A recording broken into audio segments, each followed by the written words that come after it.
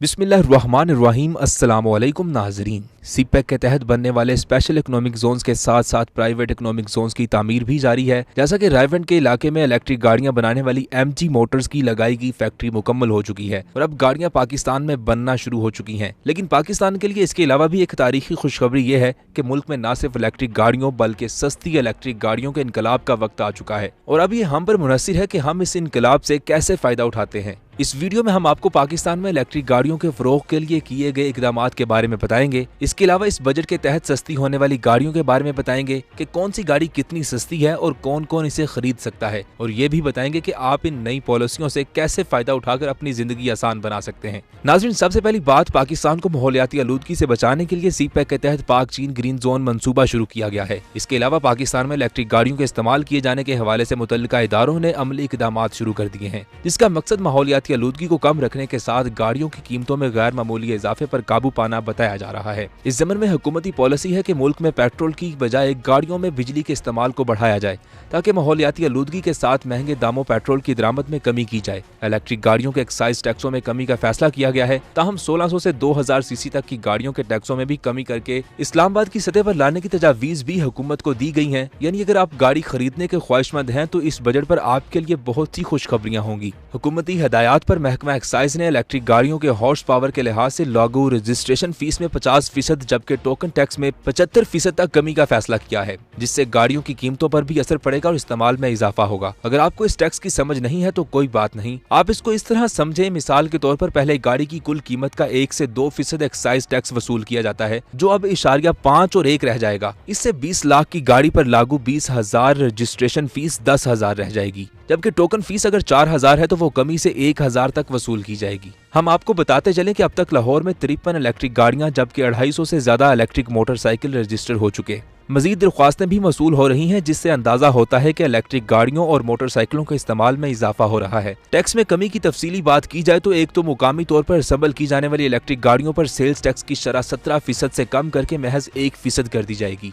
दूसरा, इलेक्ट्रिक गाड़ी दरामद करने पर वैल्यू एडिड टैक्स यानी वेट की छूट दी जाएगी। इलेक्ट्रिक गाड़ी मुकामी तौर पर तैयार करने के लिए CKD किट्स के दरामद पर भी वेट की छूट होगी। CKD किट्स बुनियादी तौर पर गाड़ी के हिस्से और पुर्जे होते हैं जो दरामद करके मुकामी तौर पर जोड़कर वो गाड़ी तैयार की जाती है। इस तरह जब पुर्जों की दरामद पर वेट नहीं देना पड़ेगा और गाड़ी तैयार होने के बाद बेचने पर सेल्स टैक्स सिर्फ 1% देना होगा तो यकीनन इस गाड़ी की कीमत कम होगी। इस वक्त हुकूमत मुल्क में इलेक्ट्रिक गाड़ियों के इस्तेमाल में इजाफे के लिए इकदामात तरजीही बुनियादों पर कर रही है। हुकूमत ने पहले से मौजूद ऑटो डेवलपमेंट पॉलिसी को तब्दील करके automotive industry development and export planning की है, जिसके तहत पहली बार ऑटो स्पेयर पार्ट्स की मुकामी सतह पर तैयारी को फरोग दिया जा रहा है और ऑटो इंडस्ट्री में जिद्दत लाई जा रही है। हुकूमत ने $1 अरब की ऑटो इंडस्ट्री को फरोग देने के लिए सरमायाकारी कर रही है। नए प्लांट्स और यूनिट लग रहे हैं, साथ नए मैन्युफैक्चरर्स के काम शुरू करने से मार्केट में मुकाबला की फजा पैदा हुई है, जिससे गाड़ियों के मेयार और वैरायटी में इजाफा हुआ है और इससे कीमतों में कमी भी होगी। गाड़ियों और मोटरसाइकिलों की मुकामी पैदावार बढ़ाकर जल्द ही इनकी बरामदात शुरू की जाएंगी। नई पॉलिसी का मकसद सस्ती, मियारी और महफूज गाड़ी शहरियों को फराहम करना है। इस पॉलिसी में गाड़ियों पर आयद इजाफी ड्यूटी और टैक्सेस को कम करने का फैसला किया जा रहा है, जिससे कीमतों में मजीद कमी आएगी और इंडस्ट्री को वुसअत मिलेगी। अब हम आपको बताते हैं कि इस बजट के तहत कौन कौन सी गाड़ियां कितनी सस्ती हुई हैं। दरअसल हकाइक से बरअक्स लोग शोर ज्यादा मचाते हैं। ऑटो पॉलिसी के तहत फोकस इलेक्ट्रिक गाड़ियों पर है, लेकिन दूसरी गाड़ियों की कीमतों का भी बहुत शोर है। मसलन बजट 2021-22 में जिस बात का सबसे ज्यादा शोर है वो गाड़ियों की कीमतों में कमी है। 850 सीसी तक की गाड़ियों पर 2.5% वफाकी एक्साइज ड्यूटी खत्म कर दी गई है। इसके अलावा सेल्स टैक्स 17% से कम करके 12.5% कर दिया गया है, जिससे एक अंदाजे के मुताबिक 1,33,000 रुपए तक गाड़ी सस्ती हो सकती है। इसके अलावा मुकामी सतह पर तैयार होने वाली इलेक्ट्रिक गाड़ियों पर FED 0 रखी गई है। ये दावे सुनने की हद तक तो अच्छे लगते हैं, लेकिन इन पर अमल दरामद करवाकर आम आदमी तक इसकी समरात पहुंचाना असल कामयाबी है। अगर मार्केट को देखें तो ये तो सब जानते हैं कि पिछले 3 सालों से पाकिस्तान में गाड़ियों की कीमतें मुसलसल बढ़ रही हैं, लेकिन क्यों बढ़ रही हैं? हुकूमत और अवाम दोनों ही लाइल्म हैं। पहले डॉलर को वजह बनाया गया, लेकिन अब रुपया तकरीबन 9 माह से मुस्तकिम है, बल्कि डॉलर तो 168 से कम होकर 152 तक भी गिर गया। मार्केट असूलों के मुताबिक गाड़ियों की कीमतों में कमी होनी चाहिए थी, लेकिन ऐसा नहीं हो सका। अफसोस इस बात का है कि ऑटोमोबाइल कंपनियों से कोई ये पूछने वाला भी नहीं है कि आप किस असूल के तहत कीमतें बढ़ा रहे हैं। मुसाबकती कमीशन पाकिस्तान भी इन पर हाथ डालने में नाकाम रही है।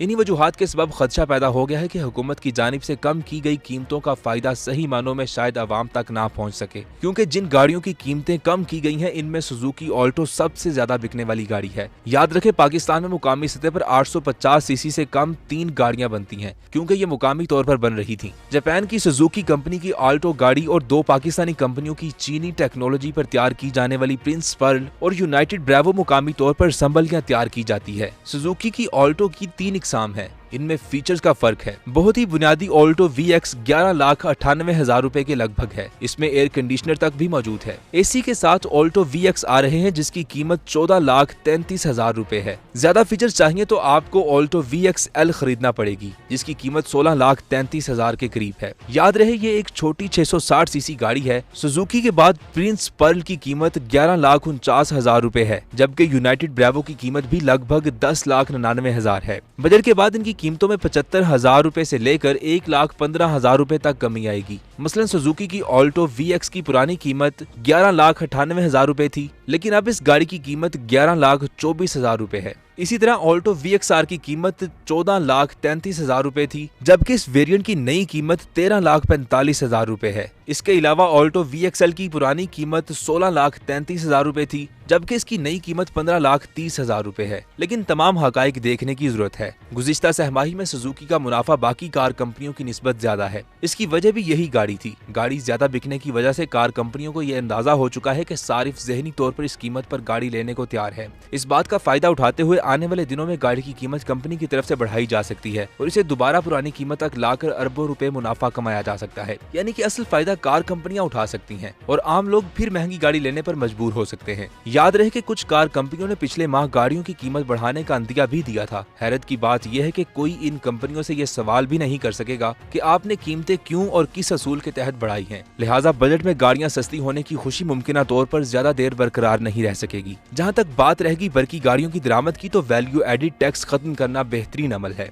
अहम बात जो है वो ये है कि बजट में ऑन मनी पर गाड़ियां बेचने पर टैक्स लगाने का फैसला किया गया है। इस अमल को सराहे जाने की जरूरत है। इसका फायदा हकीकी मायनों में अवाम तक पहुंचेगा या नहीं, ये अंदाजा सिर्फ उसी वक्त हो सकेगा जब टैक्स की शरह सामने आएगी। अगर 2 लाख ऑन पर 50,000 टैक्स लगेगा तो 1.5 लाख तो फिर भी बच जाएगा। टैक्स शरह ज्यादा होनी चाहिए, बल्कि जितना ऑन मार्केट में चल रहा हो इससे 1 लाख रुपया ज्यादा टैक्स लागू किया जाए। इसी सूरत में ऑन मनी पर काबू पाया जा सकेगा। पाकिस्तान की बदकिस्मती ये भी रही है कि बजट में ऐलानात तो हो जाते हैं, लेकिन माफियाज इतने मजबूत हैं कि वो इस पर अमल दरामद नहीं होने देते। माजी में भी ऑन मनी पर टैक्स लगाने की बात की जाती रही है, लेकिन अमली इकदामात दिखाई नहीं दिए। इसकी वजह शायद ये है कि ब्यूरोक्रेसी, सियासतदानों और तबका अशराफिया के लिए पैसे कमाने का ये आसान तरीन तरीका है। अपनी नौकरी भी जारी रहती है और कारोबार भी खुद ब खुद चलता रहता है। आम गाड़ी की कीमत में कमी से फायदा उठाना आम आदमी के बस की बात नहीं है। इसकी 2 वजूहात हैं। एक तो कीमतें मुकर्रर करने पर कोई कैद नहीं, दूसरा गाड़ियां बनाने वाली कंपनियों और सारिफ के दरमियान वो डीलर है जो कमीशन बनाता है और प्रीमियम की मद में पैसे कमाता है। जब तक ये दोनों चीजें हैं उस वक्त तक पाकिस्तान में गाड़ियों की कीमतों को कम करना मुश्किल है। अब जैसे ही इन गाड़ियों की कीमत कम होगी तो मांग बढ़ेगी, इसके साथ ही डिलीवरी टाइम बढ़ जाएगा और फिर प्रीमियम की मद में गाड़ी सारिफ को महंगी मिलेगी।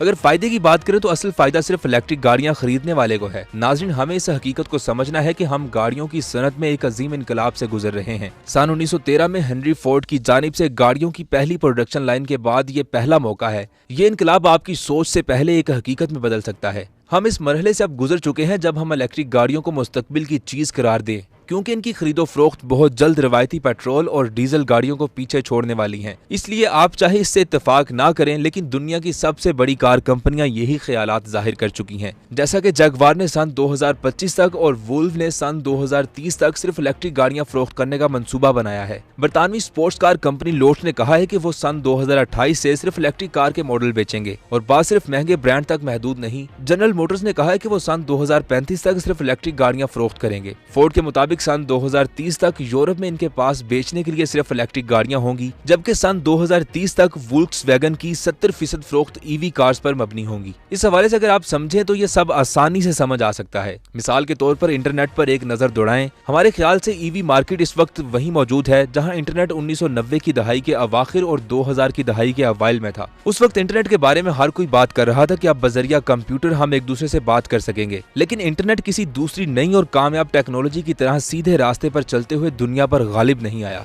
ये मुसलसल इर्तिका के अमल से गुजरा और हमें मुस्तकबिल की मंसूबाबंदी करने का वक्त देता रहा। इंटरनेट की पैदावार धमाका खेज और मौजूदा निजाम में खलल डालने वाली थी। इसने हमारी मुकम्मल तर्ज जिंदगी बदल कर रख दी। इंटरनेट का ग्राफ 29 अक्टूबर 1969 में रात 10:30 पर शुरू होता है। ये वो वक्त था जब लॉस एंजलिस की यूनिवर्सिटी ऑफ कैलिफोर्निया का सैकड़ों मील दूर स्टैनफोर्ड यूनिवर्सिटी से राब्ता कायम हुआ। एक दहाई बाद इस नेटवर्क पर सिर्फ चंद 100 कंप्यूटर थे, मगर तब्दीली की रफ्तार बढ़ रही थी। सन 1995 में 1,60,00,000 लोग ऑनलाइन आए, मगर सन 2001 में यह तादाद 51,30,00,000 अफराद थी। अब इंटरनेट के 3 अरब से ज्यादा लोग सार्फिन हैं। यही सब इलेक्ट्रिक गाड़ियों के साथ होगा। आने वाले वक्त में सिर्फ इलेक्ट्रिक गाड़ियां ही नजर आएंगी। सन 1990 की दहाई में इंटरनेट की तरह इलेक्ट्रिक गाड़ियों की मार्केट भी बर्क रफ्तार से पैदावार हासिल कर रही है। सन 2020 में इनकी आलमी खरीदो फरोख्त में इजाफा हुआ और ये 43% आकर 32 लाख हो गई। सन 2025 तक आलमी सतह पर तमाम नई गाड़ियों की फरोख्त में 20% इलेक्ट्रिक कारें होंगी। इसी तरह सन 2030 तक इनकी तादाद 40% और सन 2040 में बज़ाहिर तमाम बिकने वाली नई गाड़ियां इलेक्ट्रिक होंगी। नाज़रीन, आप इलेक्ट्रिक गाड़ियों के इनकलाब के हवाले से और बजट में टैक्स पर दी जाने वाली छूट के हवाले से जो भी राय रखते हैं, हमें कमेंट सेक्शन में जरूर आगाह करें। वीडियो पसंद आई हो तो इसे लाइक जरूर करें और चैनल को सब्सक्राइब करें। बेल आइकन पर भी क्लिक करें ताकि आपको हमारी आने वाली हर अमेजिंग वीडियो बर वक्त मिल सके। ये वीडियो सोशोन के ताउन से पेश की गई है। सोशोन पाकिस्तान का नेशनल सोशल मीडिया नेटवर्क है। अपना अकाउंट बनाने के लिए soshon.com पर जाएं या गूगल प्ले स्टोर और एप्पल ऐप स्टोर से सोशोन ऐप डाउनलोड करें और पाकिस्तान का अपना सोशल मीडिया इस्तेमाल करें।